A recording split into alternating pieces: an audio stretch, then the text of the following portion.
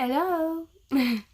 Donc on se retrouve pour la deuxième partie de cette histoire plus que mystérieuse, parce qu'en fait on est toujours au point de départ, on ne sait pas ce qui s'est passé, on sait juste que la maison a pris feu et que 5 de leurs enfants ont disparu. Voilà, c'est tout ce qu'on sait, on a des indices mais pas complets, donc on ne sait pas trop sur quelle piste aller, ni sur qui, vers qui se diriger, etc. Donc forcément, voilà, c'est un peu compliqué. Donc on se retrouve en 1968, donc après que un journal quotidien en fait d'enquête, voilà, ait publié un article donc sur l'incendie et sur ce qui s'était passé. La famille Soder reçoit une lettre chez elle, donc avec une photo à l'intérieur d'un jeune homme. Et au dos, il y avait écrit Louis Soder, donc un de leurs fils qui avait disparu. Il y a écrit plusieurs choses, enfin je vais pas vous les dire parce qu'honnêtement, même moi je les comprends pas ce qu'il y a écrit. Et à la fin, il y a des coordonnées GPS. Donc tout de suite, Georges il décide de faire appel à un détective privé où il va donner cette lettre et je me perds aujourd'hui, c'est n'importe quoi. Donc où il décide de donner tout simplement la lettre au détective privé ainsi que ses coordonnées GPS. Et donc le détective privé part au Connecticut puisque c'est là-bas en fait que donnaient les coordonnées. Donc il part au Connecticut seulement, le temps il passe. Et on n'a jamais revu le détective privé, plus jamais personne ne l'a revu. Il a complètement disparu, personne n'a jamais eu de nouvelles, ne savait où il était réellement. Donc, est-ce que c'est dû à ces histoires et au mystère, ou simplement il a fait un accident et on l'a jamais retrouvé, ou voilà, on sait pas, hein, ça peut être... Voilà, c'est quand même assez bizarre qu'on n'ait jamais revu le détective privé qui était parti chercher Louis, en fait, de leurs enfants. Et donc ensuite, par la suite, un an après, donc en 1969, Georges est décédé. Et sa femme, quant à elle, est décédée 20 ans après, en 1989. Je pourrais pas vous dire de quoi ils sont décédés, parce qu'à vrai dire, j'en sais rien. J'ai pas trouvé ces informations-là.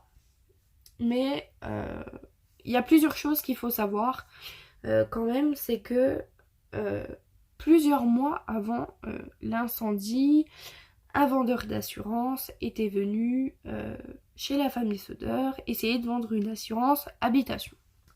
Georges, lui, il a refusé parce que lui, voilà, il avait beaucoup d'argent, donc s'il y avait le moindre problème, il aurait l'argent pour réparer les dégâts ou voilà, enfin, il n'en avait pas besoin de cette assurance habitation. Donc, il a refusé. Seulement le vendeur, lui, il est reparti furieux que Georges ait refusé l'assurance habitation et il lui a dit que leur maison, elle brûlerait et que leurs enfants y disparaîtraient. Alors est-ce que c'est une coïncidence, parce qu'on dit tous des choses qu'on pense pas, ou des insultes, etc. Est-ce que c'est une coïncidence qu'il ait dit ça parce que voilà, il était énervé, il a pas réussi à vendre son assurance etc. Ou alors est-ce qu'il est mêlé à ça, tout simplement, à cet incendie, à la disparition de leurs 5 enfants. Et en fait, il se trouve que cet homme-là, ce vendeur d'assurance, il se trouvait dans le jury des experts pendant l'enquête, qui a déterminé à la fin que c'était un incendie complètement accidentel et purement accidentel, qu'il n'y avait pas de autre possibilité possible.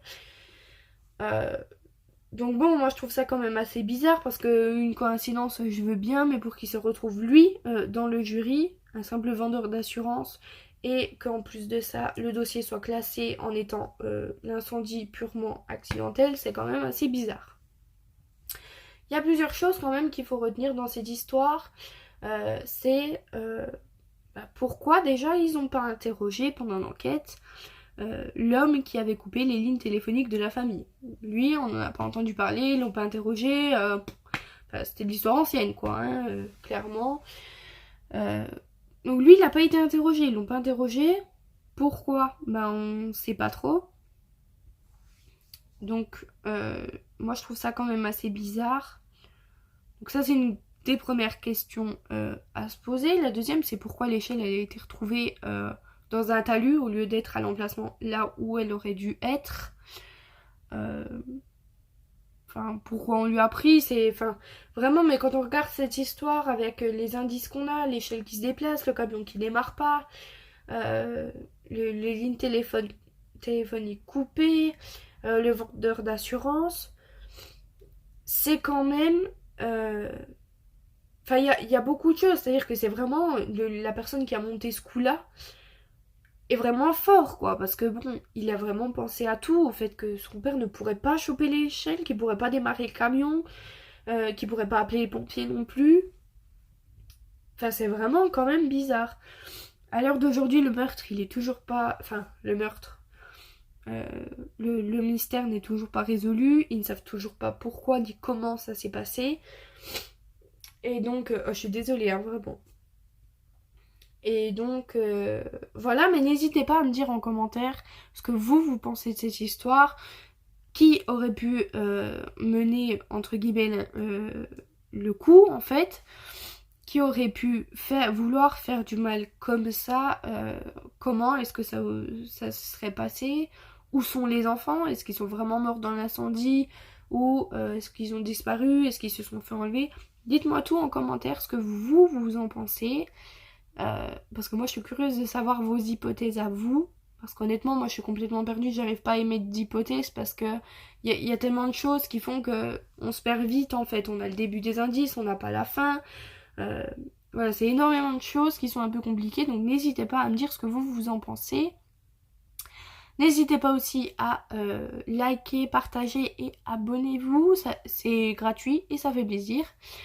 Et on se retrouve la semaine prochaine pour une nouvelle vidéo. En attendant, je vous fais de gros bisous. Ciao!